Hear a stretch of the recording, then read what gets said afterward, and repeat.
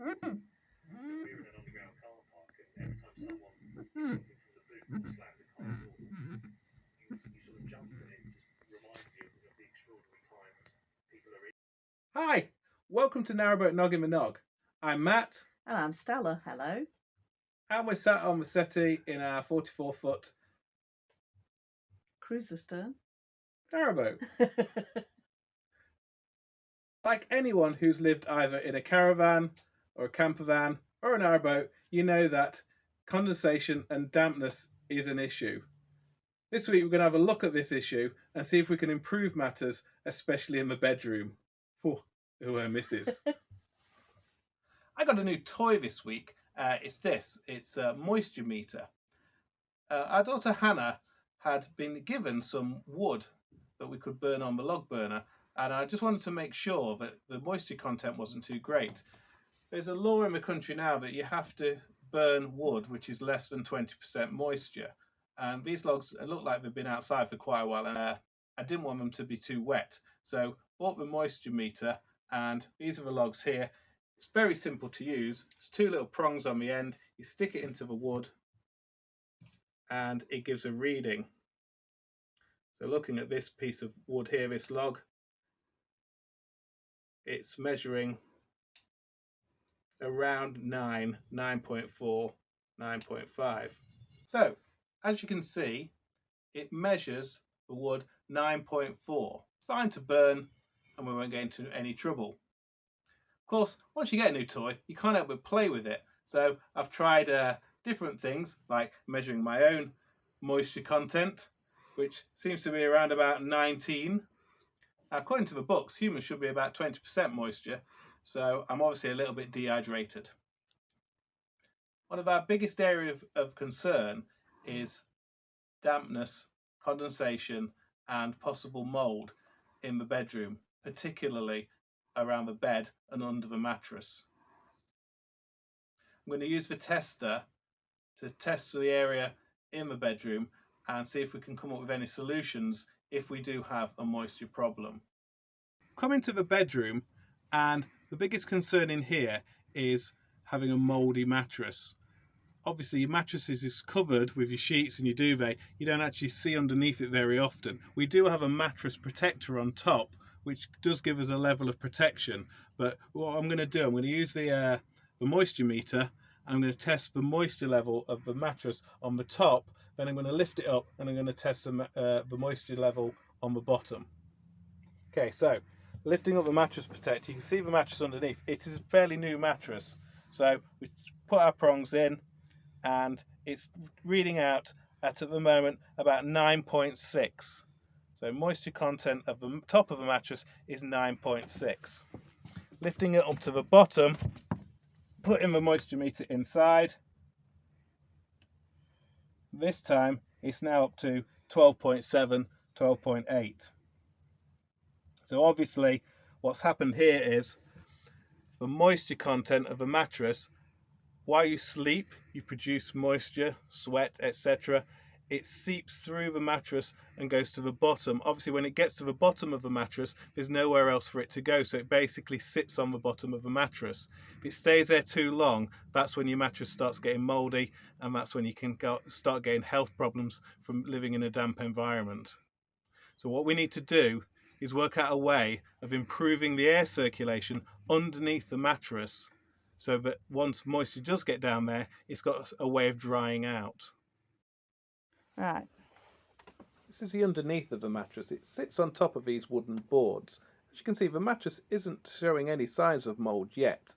Some people did suggest drilling holes in the boards to allow circulation, but we're going to try this solution first. Pick some of this up from B&Q. It's got a breathable membrane on the bottom. It's normally used for gravel. You put it on your path and then you fill the gravel and then you can walk on it. It gives you strength but also allows moisture to go through it. We're hoping this is going to give a little air gap between the bottom of the mattress and the wood that you saw earlier. As you can see, we now have our layer under the mattress, and there's a pretty big gap there, and the mattress sits nicely on top. This was made from two large sheets, and then I've cut this middle piece to fit in the middle. So you can see there the pieces all fit just nicely to the edge. When the mattress sits on top, when you actually sit on the mattress, it doesn't make a sound or squash or anything. It can perfectly take the weight. It doesn't feel any different from what it felt before. I suppose the proof of the pudding will be what the moisture levels are like in the morning.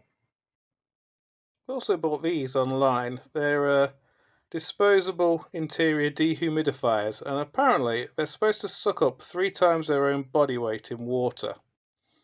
So we're going to put these in locations around the boat and see if we can get the moisture levels down in certain locations.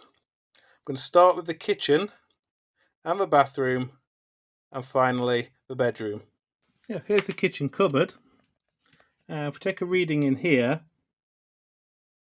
don't know if you can see this on the camera, it's coming up around about 14, 14.2, 14.3.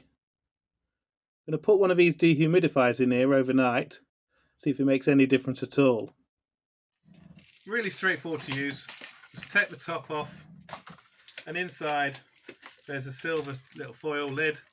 Unpeel that back, then replace the lid, and that's it. Place it where you want to get rid of your moisture, and hopefully it will do the trick. There it is in place. Don't really need anything out of this cupboard, so it's going to be closed for about 12 hours. Yeah, and I'm going to put one in the bathroom cupboard here. In fact, I don't want it right in front there. I'm going to put it behind, right in there. So it's hidden away, you can't see it, but we know it's there. It's quite dark down here, but this is a cupboard under the bed, and we put the third one in here. And we'll see how it is in the morning. After all the hard work, settled down for the evening, watched a bit of TV, and we're going to check the levels again when we wake up in the morning. We've spent about £50 altogether for this solution, which is quite cheap compared to some of the commercially available ones. Good morning, we're back. It's now Sunday and we're going to go around and test the moisture levels in the kitchen and the bedroom and see if it's made any difference at all. Let's hope so, eh? Okay, so we're back in the kitchen cupboard. Yesterday when we measured this, it was around about 14, 14.5. Going to measure it from the same place again today. There's putting it on. I don't know if you can see the numbers here, but I'll just move it so we can. If we look there, we're hovering around 9.6, 9.8, up to about 10. So we had a real drop of about 4%, which is good. We're back in the bedroom. It's had a night. I'd really like it to have a little bit longer to do the test, but we'll see what the results are, and then we'll probably try again next week.